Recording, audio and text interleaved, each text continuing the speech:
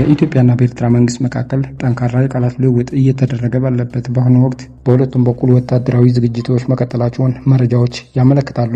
በብልጽግና በኩል የድሮን ትርኢቶችን ጨምሮ የተለያዩ ወታደራዊ ትርኢቶችን ማሳየት ከጀመረ የሰነበተ ሲሆን፣ በኤርትራ በኩል ደግሞ ከሰሞኑ ጦር እየመከረ እንደሚገኝ ከአስመራ እየወጡ ያሉ መረጃዎች ይጠቁማሉ።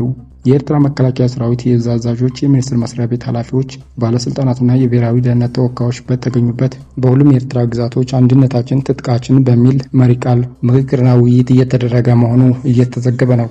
በሁለቱ ሀገራት መካከል ያሉ ውጥረቶችን እየተከታተሉ ያሉት ታዛቢዎች በምስራቅ አፍሪካ ሌላ የግጭት ዳመና እያንዣበበ በመሆኑ ዓለም አቀፉ ማህበረሰብ ችግሮች ከመከሰታቸው በፊት ጣልቃ በመግባት ውጥረቱን እንዲያራግብ ጥሪ ማቅረብ ከጀመሩ ሰነባብተዋል።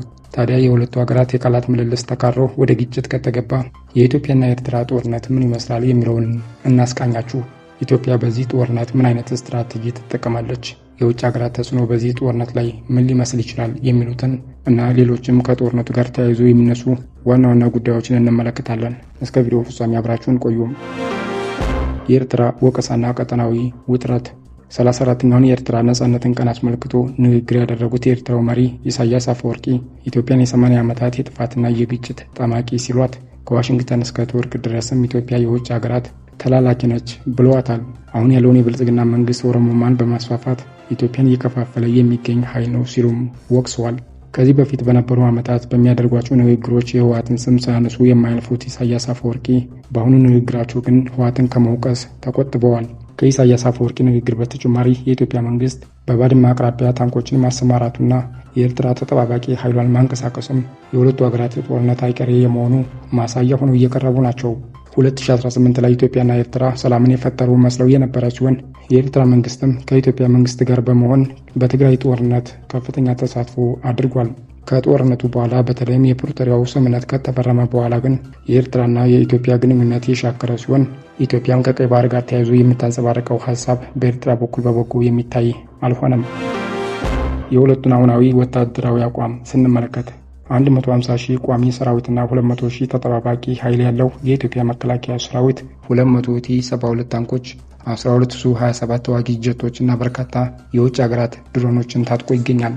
በዓመት እስከ $500 ሚሊዮን ድረስ ለወታደራዊ በጀቷ የምትመድበው ኢትዮጵያ ጠንካራ የአየርና የምድር ጦር ካላቸው የአፍሪካ ሀገራት መካከል አንዷ ስትሆን በኦሮሚያና በአማራ ክልሎች የሚደረጉ ጦርነቶች ግን የኢትዮጵያ መከላከያ ሰራዊት አቅም እንዳዳከሙት ይነገራል።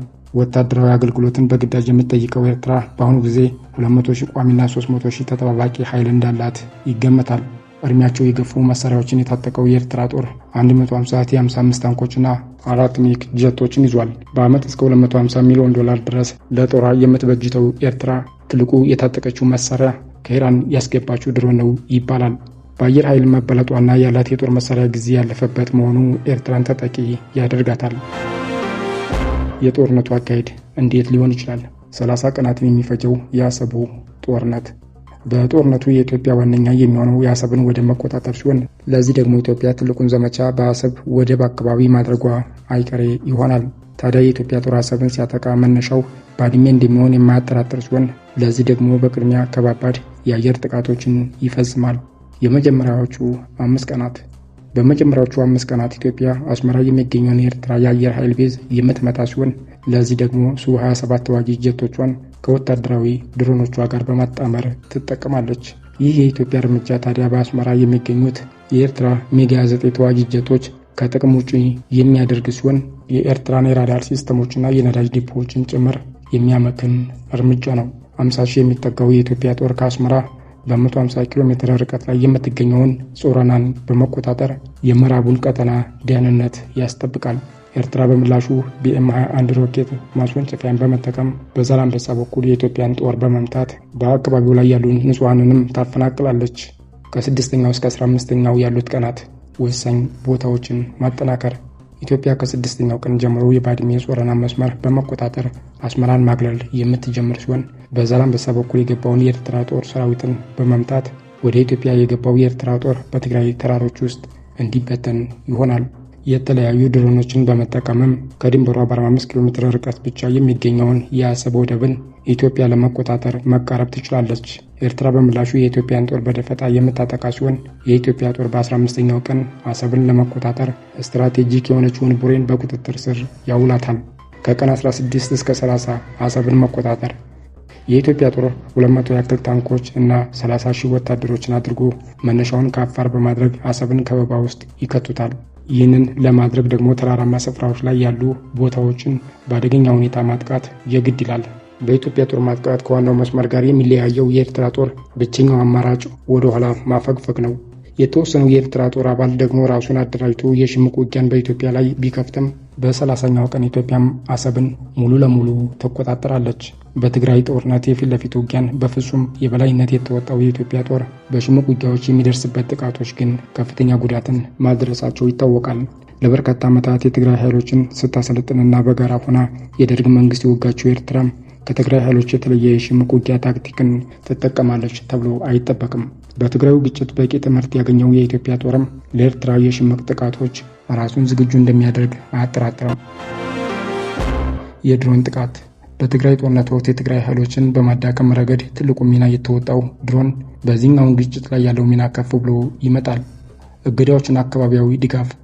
በትግራዩ ጦርነት እንደተደረገው ሁሉ የኢትዮጵያ ጦር አሰብን በመያዝ አስመራንና የተቀረውን የኤርትራ ክፍል ከበባ ውስጥ ማስገባት የሚችል ሲሆን የተለያዩ ቁሶችን ወደ ስፍራው እንዳይገቡ ማድረግ ይችላል።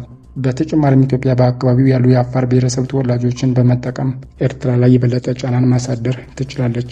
የሌሎች ሀገራት ተሳትፎና የእጅ አዙር ጦርነት። የኢትዮጵያና ኤርትራ ግጭት የሌሎች ሀገራትን ተሳትፎ ሳያካትት ይደረጋል ብሎ ማሰብ ሞኝነት ነው። ለመሆኑ የትኞቹ ሀገራት ኤርትራን ይደግፋሉ? ቁጥር 1 ግብጽ። ከጥንትም ጀምሮ ከኢትዮጵያ በተቃራኒ የቆሙትን ሁሉ የምትደግፈው ግብጽ በአሁኑ ግጭትም ለኤርትራ ድጋፍ መስጠቷ አይቀርም።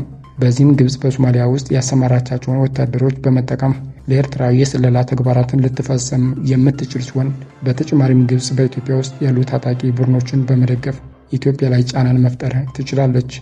ቁጥር 2 ሱዳን። በአልፋሽካ በኩል ከኢትዮጵያ ጋር ተደጋጋሚ ግጭት ውስጥ የገባችው ሱዳንም ለኤርትራ ድጋፍ ልትሰጥ ትችላለች። የኤርትራን ጦር ከማሰልጠን ባለፈም በትጥቅም ድጋፍ የማድረግ እድሉ አላት። ለኢትዮጵያ ድጋፍ የሚያደርጉ ሀገራት ዩናይትድ አረብ ኤሚሬት። በትግራይ ጦርነት ለኢትዮጵያ መንግስት ከፍተኛ ድጋፍ ያደረገችው ዩናይትድ አረብ ኤሚሬት በዚህኛውን ግጭት ከኢትዮጵያ ጎን እንደምትሆን አያጠራጥርም። የቀይ ባህር ቀጠናን በኢትዮጵያ በኩል መቆጣጠር የምትፈልገው ዩናይትድ አረብ ኤሚሬት ለኢትዮጵያ መንግስት ድሮንና ሌሎች የጦር መሳሪያዎችን ከመስጠት ባለፈ የገንዘብ ድጋፍ እንደምታደርግም ይገመታል። ተሳትፎ የሚኖራቸው ሌሎች አካላት።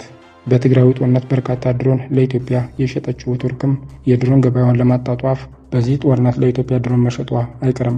ከግብጽ ጋር መልካም ግንኙነት የላትም የምትባለው ኢራንም ከኢትዮጵያ ጎን ትሰለፋለች ተብሎ ይጠበቃል። ሁለቱ ሀገራት ጋር መልካም ግንኙነት ያላቸው ሳዑዲ አረቢያና ቻይና በጦርነቱ ገለልተኛ ሚና እንደሚኖራቸው ሲጠበቅ፣ ለኤርትራ መንግስት ከፍተኛ ጥላቻ ያላት አሜሪካ ደግሞ ለኢትዮጵያ ድጋፍ ልታደርግ ትችላለች።